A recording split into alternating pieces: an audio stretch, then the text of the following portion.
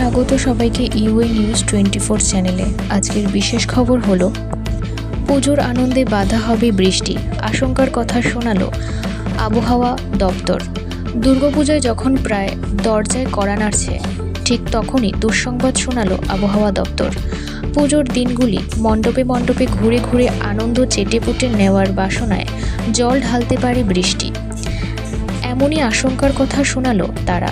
অক্টোবরের দ্বিতীয় সপ্তাহে বাংলা থেকে বর্ষা বিদায় নিয়ে থাকে। এবার পুজো এগিয়ে আসছে, সেপ্টেম্বরের শেষ সপ্তাহ থেকে পুজো শুরু।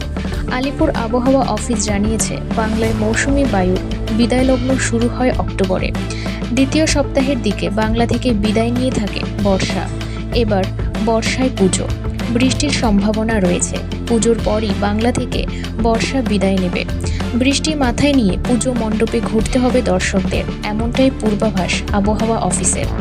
এদিকে মৌসুমি অক্ষরেখা ফের বাংলার দিকে অবস্থান করছে, তার দোসর হয়েছে নিম্নচাপ।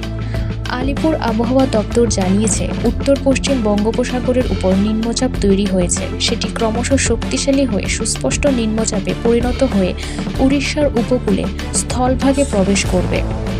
অন্যদিকে মৌসুমি অক্ষরেখা উড়িষ্যা থেকে বাংলার দিকে এসে অবস্থান করছে। মৌসুমি অক্ষরেখা গঙ্গা পিলানিরাচি হয়ে দীঘার উপর দিয়ে দক্ষিণ পূর্ব দিকে এগিয়ে উত্তর পূর্ব বঙ্গোপসাগরের উপরে সক্রিয়।